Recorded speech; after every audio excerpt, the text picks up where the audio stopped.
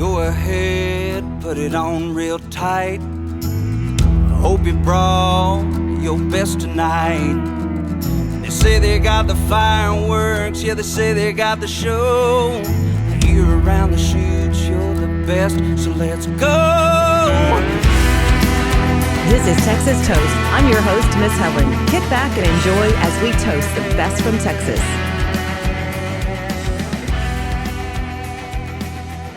Hello and welcome everyone. I'm Miss Helen and this is Texas Toast, and I'm so excited. We've got a new face and a new fresh voice on the podcast for this episode. I got to meet this awesome talent and awesome gentleman last November. Welcome, Keller Cox. Hello, Keller. How are you? Howdy, Miss Helen. Doing great. Thanks for having me. I'm super excited and glad to be here. So I know we've talked about this for so many months, and of course we tried to have this a couple of weeks ago and had internet issues, but here we are, and we got to see each other last week at the Texas Regional Radio Awards. That was good seeing you once again. Yes, ma'am. Good to connect again. What a time. That was so much fun. No, it's always fun. That was a big time. So I'm gonna do something a little opposite here. Normally, when I do my interviews to get to know artists, I'll kind of go through the background, but I want to feature your music first in this podcast, and then we're going to get to your personal side, which is totally amazing. So you have a current album out, an EP out right now, Makin It By Side B, and you had one previously, Side A, which there is some significance to that. Yes, ma'am. You have a radio single right now, Strange Times, which by the way is charting very nicely. Heck yeah. Yes, keeping up with that. So tell us a little bit about Strange Times, since that is your current radio release. Oh, Strange Times. So you want me to tell you how it was written or yeah, how you came up with the concept? And well, it was summer when COVID was happening, and that was the strange time that I was writing about. I'd walked out on my porch. I was living in College Station. I was an Aggie at the time, still am an Aggie, still in school right now. I was a senior and the whole world was shut down, but it was one of those beautiful days. Like, summer is really hot and humid usually in Texas, but a wind was blowing and the sky was blue. And I was like, man, it's so beautiful outside. The birds were chirping, everything in the song that you hear the words, like everything was happening as it was written about. But then the world was shut down. You had to wear a mask. And well, really no one knew what was what, it was right on the, everyone was kind of in this fearful mode of operation. It was like, well, it's still beautiful, but then it's still strange outside. And that's kind of how it was written. I was just kind of writing my thoughts on a page, as always. It just, I trying to make sense of it all, if that makes sense. And it really just happened. It just came. I mean, it was one of those songs where an hour later it was like, well, there's a song. And it just kind of, it appeared out of nowhere. And my thing was when, we recorded this 6 months later, right? And then we didn't release it till another year later. So I was like, well, man, I hope it's, I hope it's still relevant, but then I don't want it to be relevant because you don't want the times to be strange. But then we released it and it's like, well, the world is there's still strange things happening. I think I came to understand that, there's always going to be a strange time in life. The world is constantly changing, and that's kind of in a nutshell, a little bit behind Strange Times. And that's interesting. So I am going to skip around because you had a lot of weight on your shoulders during COVID. I'm going to go ahead. I was going to hit the music first, but this is a great segue to your pivotal position there at Texas A&M, because I saw the promo videos. You were the head yell leader for the Aggies during that time, and I saw the public service videos that came out featuring you. Yep. No, I served as a junior yell leader and then was reelected. You have to run each year. You don't just automatically get thrown back in. And we went through this big process to select who was going to be the head yell leader, and they selected me. And then, the world shut down, and it was a very strange time, as this, going back to the song, but also, how do we navigate this? We yell at A&M. COVID, you're not supposed to be around people, and how do you keep traditions and also keep people safe at the same time? It was I grew so much from that experience of learning how to navigate and learning how to communicate with people who didn't think it was necessary to keep traditions. But if we don't keep traditions, then how does the next year of Aggies know what to do. And it was a crazy, crazy time. And yeah, what a wild time. That turned into a good story about strange times. Okay, so I listened to all of them. Of course, you'd start off with Bring Me Down. We've talked about Pink Chalk also here on the podcast, and Unshoot an Arrow is such a strong song that's on there. Can you tell us a little bit about that one? Yeah, totally. And also thanks for listening. It's fun when other people dive into your tunes, and I love talking about them. So Unshoot an Arrow, a little bit behind it is I guess it was one of those moments in life where you look in the mirror and you're not really proud of who you've become or who you see, just like deep thinking. Like, this was not that I've never been vulnerable on a song before, but when I write my music, I want everything to be out on the page, like if you really want to connect with someone, I feel like other people are looking for an artist to put words to what they're feeling. I feel like that's like the true moment of connection. And it was one of those moments again where I was, just dealing with internal conflict and just wasn't proud of where I was at in a relationship with my now fiance. Just, you work through things, and really that's kind of the deepest part behind it. But more than that, going back to when we were growing up, my grandpa, he would always rebound the basketball for my brothers and I. And he always said this saying when he would rebound for us in high school and growing up. He would say, "You can't make up for lost time." And I always would think, oh, he's talking about basketball or whatever. Well, then when I'm in this moment, going back to when I'm writing this song, I started thinking, well, like I can't change what I've said or what I've done. But at the same time, like Grandpa said, you can't make up for lost time. And I think maybe my younger self didn't quite understand what he was saying in all areas of life. We can't make up for lost time. And it kind of just tumbled out like this theme of, well, you can't make up for lost time. What else can't you do? Well, you can't unshoot an arrow, can't unlight a candle. And it was just like one of those moments again where I looked up and was like, whoa, like I get the chills telling you about it. It was like I just got to witness that happen. Like it wasn't me, it just boom. It just like instantly came onto the page. But that song is definitely one of my favorites off of the album. And I think more than my first EP that came out like 2 years ago, this is like, hey, this is Keller Cox. This is who I am. Like, if you listen to this, you'll know what I'm thinking. You don't have to meet me to know what I feel inside. So yeah, Great. crazy. Yeah, great song. And then you pick it up with the title cut, Makin It By. That's a fun one. Oh, it's my favorite. That is one of my favorites of all time. And then just the team that put, the music to it too. It was already one of my favorites, and then it just came to life. And I'll let you guide the discussion, but I can talk for a while about this one. This is I so wish fun. you would go ahead, because I do have the background vocals. I saw some of that information, so look, go ahead, run with it. It's a great song. Well, I guess we can talk maybe about how it was written. It was written literally right by strange times, like it could have been the same month, same 2-month span of COVID. And what happened, I worked on campus at A&M just in the summertime, just to make a little spending money at this desk on campus. And I would wake up and have slow mornings and then make it to the office by like 9 or 10, so I'd have my coffee and get to write a little bit in the mornings. And one day in particular, I guess I had, been writing or playing guitar and lost track of time. I didn't eat breakfast or forgot to, whatever. My truck was broken down in the shop. Oh. And I had to literally grab the bike that I had brought and bike to campus, which is maybe like a 7 or 8 minute bike ride. It's not bad. But I get to work just drenched with sweat because it's August or July, whatever, And for some reason, I just grabbed my pen and started writing on a little like pink.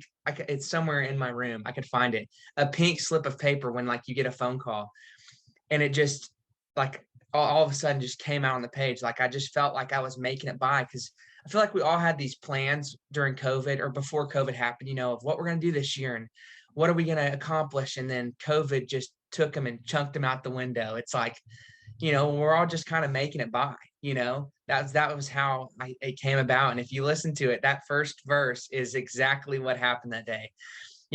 Forgot to eat breakfast, truck broke down, I biked to work. I mean, it just was what was happening at the moment. But that song too is so fun because it just comes around to like, I wasn't at the time making it by, or I was just making it by.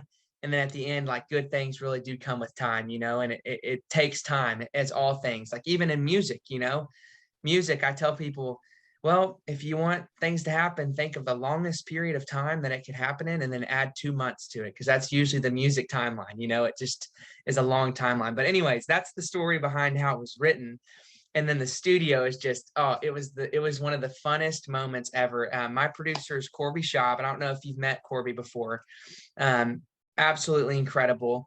And he helped me produce the first project. And when we went to record this Makin It By album, we recorded it in 2 days. It was a 2-day, 10-song project. Interesting. And yeah, Okay. so all 10 songs, and it's meant to live as an album. And we can get into that more later in a little bit. But the night before, we had done like 4 songs on day 1, and we were going to track Makin It By the next day. And my good friend of mine who played fiddle grew up playing Bob Wills. That was like his whole family plays music. And I don't know what the conversation was, but we're sitting there, and the night before, you know, we just recorded 4 songs, and Adam and Corby start playing some Bob Wills. Well, no joke. It's like when you're in high school and you watch film to prepare for the next day or the game. We get into the studio to record Makin It By, and it's like this old Texas swing song comes out of nowhere. You know, the drummer starts bopping it, and then Adam, I mean, I get the chills again telling you about it. Like he starts playing these old swing licks, and I mean, I couldn't sing the song Miss Helen because I was laughing so much and so overjoyed when they were playing it for the first time. And anyways, it was one of those moments again where you're like, did that just happen? Like we got to witness that happen, you know? So anyways, what a time. Love that song. I love that song too. And so you did talk about your producer, talk about you brought up a few of the musicians, but you had who was all on your background vocals? Well, so background vocals, there weren't any backgrounds on Makin It By now, but some of the other cuts. Yes, maybe. on side A, and I believe Strange Time. Side A has The Story of Rain in it, and Mr. Walt Wilkins and Miss Tina Wilkins did background vocals on that. That's amazing. Yes, that was cool. And Corby is great friends. So Corby Schaub played in the Mysticaros with Walt and still does. And so that's kind of how that happened. I think they were literally in the studio, and he goes, "Hey, would y'all mind singing on this song?" And that's literally how it happened. And they did an incredible job. And then I think Tina did Strange Times as well. And she was the background vocals on that. And I've gotten to meet them. I got to meet them after the fact. So I didn't even know, I had not met them before they sang harmonies, and then met them at the Saxon Pub in Austin. And oh, they're just beautiful people. They're beautiful souls, and I absolutely love them. They're very, very cool, incredible people. So yeah, they did the background vocals. And then Mr. Bryce Clark, who plays for Aaron Watson now, did the guitar on all of these songs. And then the drummer was Mr. Pat Mansky, which is out of the Zone recording studio in Dripping Springs. But yeah, it was the A team for sure. And it was so fun. It was what an experience. So well, you have such a good product with that EP. And so we've got side B, and then side A, it's no slacker, Bluebonnet Love. And under like your first debut release ever, like digitally was California Cowgirl. Right. So Bluebonnet, California, and some other ones, those are on, I guess you could say everyone's, buying into this EP single thing. It's the new with Spotify. It's kind of how as a new artist, you kind of have to buy into it, because if you release a ton of songs, they might get lost, Right. And so that one was done that was July 2019. We recorded that 5 songs. It's called Introduction. That's my first ever EP. And then this side A and side B are meant to be Makin It By, like the LP. But again, as a new artist, I had to be strategic. And it was like, how do you split them up? But anyways, California Cowgirl was one of the first songs that I ever wrote, to be honest. And that's really how this whole thing got started. Like the country music. I was in College Station, and going into college, I had no plans to be a musician at all. Like really? Zero. No, ma'am. I was studying construction science. I grew up in the church. leading worship. So I was comfortable playing behind a microphone. I love guitar. You know, my dad would always tell me to play a 3-song concert at the campfire. So, I mean, I would always play in front of people, but it was when I found out what Texas country was. I didn't know.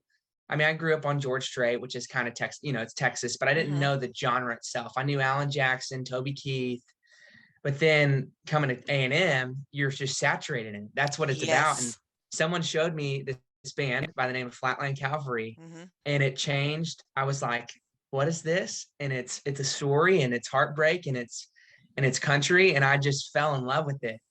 And I ended up writing California Cowgirl because we would go dancing every Thursday night at this dance hall here. It's called Hurricane Harry's. And it was I just gotten elected as a junior yell leader, and we're going dancing every Thursday. And I met this girl, and that's what California Cowgirl is about. This girl, we would dance every Thursday night. And that's all we do. We just meet and we dance till it closed. And that's kind of how all of this started. I actually got to sing a piece of that song for Cleto Cordero after one of their concerts. So Flatland had played at Harry's, and I got to meet him after the show and was, you know, bright-eyed, bushy-tailed, asking about music. And I had only written a verse and a chorus of California Cowgirl. And I was like, well, I don't know what came over me. I was like, well, I wrote this song. And he was like, well, would you sing it or do you have it recorded? I was like, no. I was like, I could play it for you guys. Well, just sing it. And so I'm like, oh you know, my gosh, they're one of my favorite bands of all time.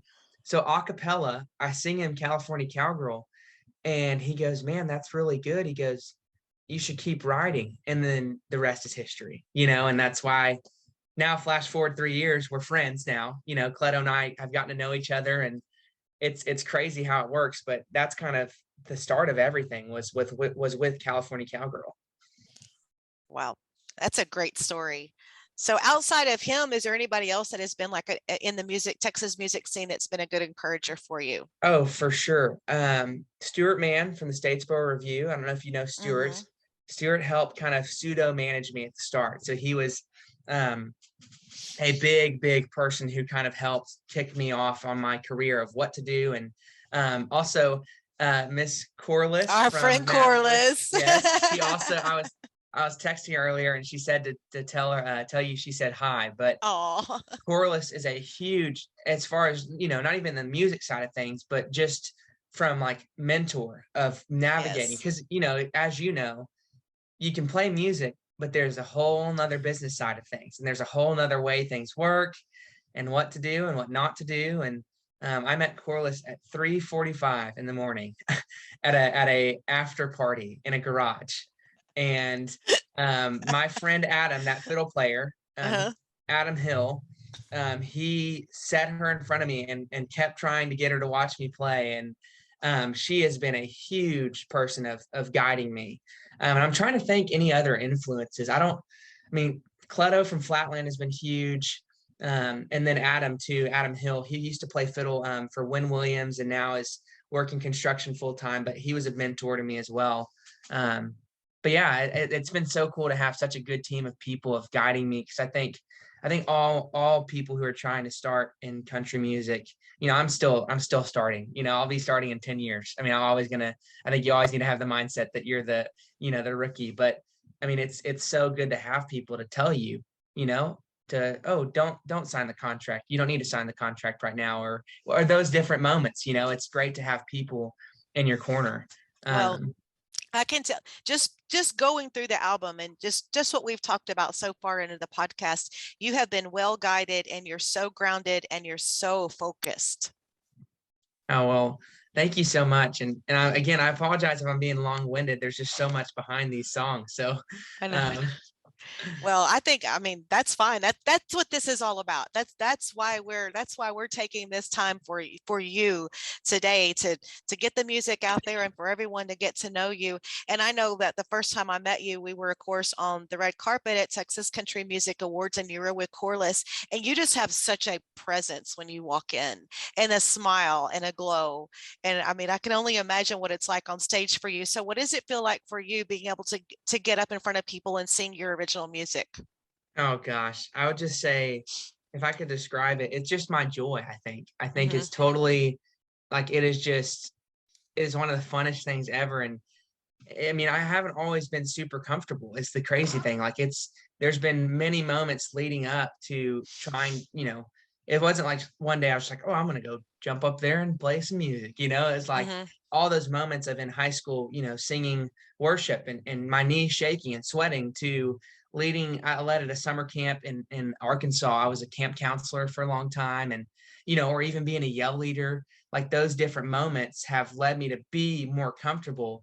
But I think my favorite thing now that I've gotten comfortable is connecting with people. I love, I used to sing with my eyes closed. I think it's a bad habit that I had because I was nervous, and it's just a crutch kind of, oh, well, if I can just close my eyes, there's no one there. But after taking vocal lessons, I've learned to open my eyes and look at people. And I think that's the cool, I mean, being on stage, like you're getting to share, your story with people, but also, through the music, you're getting to tell this giant story of like, well, there's joys in life, there's hard times, and then you get to tell your story and then afterwards meet people. I mean, I think there's nothing better. I mean, it's why I feel like, I'm going to graduate here in a month with a degree from A&M. Will I use the construction part of it? Absolutely not. Most likely not. That was one of my questions. Right. I had that.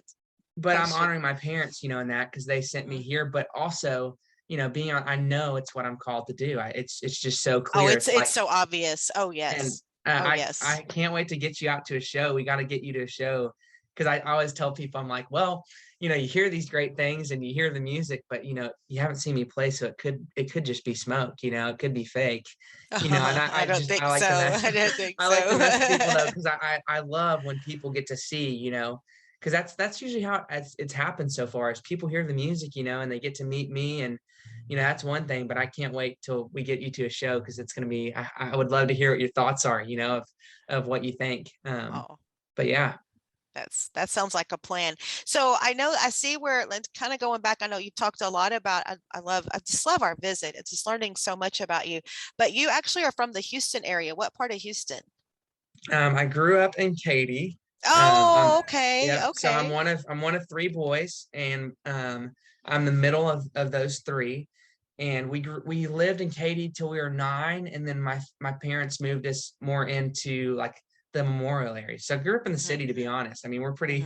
I wouldn't lie to you. I didn't grow up on a farm. I mean, I grew up in a suburb, and lots of houses around. But yeah, so Houston's where I'm from, and yeah, that's kind of where my mom and dad are still living right now. So.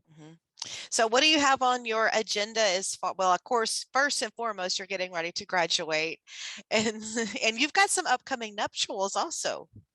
Yes, I've got a lot of upcoming things. Oh my gosh. Two big shows coming up. One that you might not even know about yet. But I get to open up for Miss Haley Witters. I don't know if she's more of a, I guess, Nashville kind of thing, but we're under the same management company, and she is playing at White Oak Music Hall in Houston. Oh, and I get to kick off that show. Wonderful. Which is fun. I just found out I get my first headlining show, which is going to be my album release party at the Armadillo Palace in Houston. Okay, good. That's awesome. May 7th, which is going to be wild. And then I graduate May 12th, and I get married June 18th. Oh, killer. Yeah, I don't know if you even knew that. I'm engaged to be married to the love of my life. I knew you were engaged, but I didn't know exactly when the date was set for. It's coming really soon. And yeah, so I'll be moving to Dallas here, because that's where my fiance lives, and that's where I'm going to be centered out of for foreseeable future, I guess. So. Oh my goodness. So your parents are staying busy too with planning your graduation festivities. Oh yeah, right. Well, okay, get this more crazy. Literally this last weekend, my brother got married. Oh, so I'd love to ask one question to Miss Helen. So okay, I get to ask you. Okay, you asking me a question. I'm flipping it. So why the Texas Toast podcast? What made you start this thing? I feel like I've been doing all the talking, so I'm gonna switch it to you. That's an interesting question, and we're going to hope and pray this internet holds for us. That's a great question, because I come from a background of radio, almost 30 years, and I came up when the Texas music was first getting radio airplay, before there was even the first Texas music chart. And it's like I've said in previous interviews, like you would go to the shows to figure out who this person was.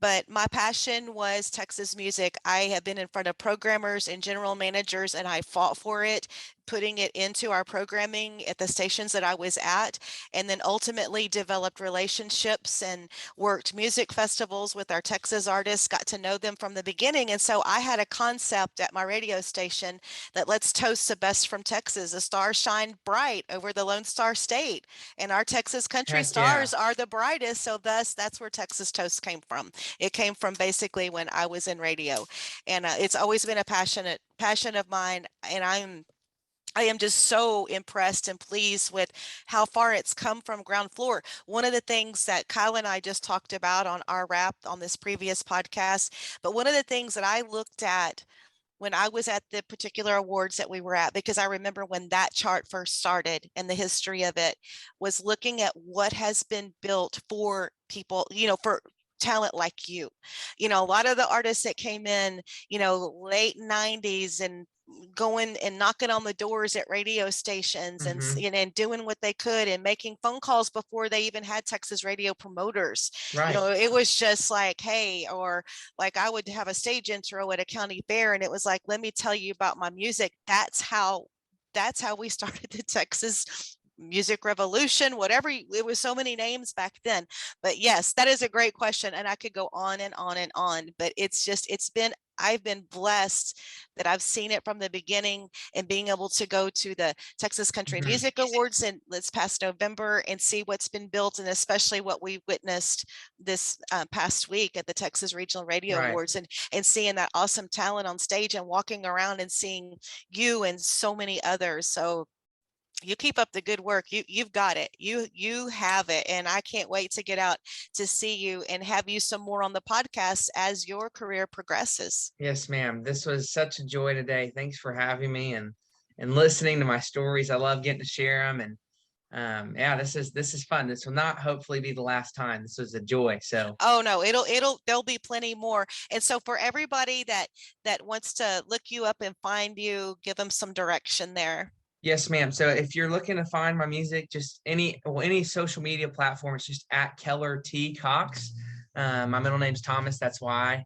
But yeah, Keller T Cox on all social media platforms. And then just anywhere you listen to music, you can find me at Keller. Just search up Keller Cox and you'll be able to listen to all the songs we were talking about today. Side A, side B, the introduction, all of it. So yes. Yeah, keep this fall is going to be when I'm trying to hit the road hard. So be looking on social media for new shows and stuff like that. And please come meet me afterwards. If you ever come to a show, if you're listening to this, come meet me at the merch booth after, and we'd love to hear your story. So yeah, that's pretty much it. So okay, well, it's been a thrill and just a joy visiting with you during this episode of the Texas Toast podcast. Keller Cox, everyone. Thank you so much, Keller. Yes, ma'am. Great to see you and again, and hope to see you soon. Cheers.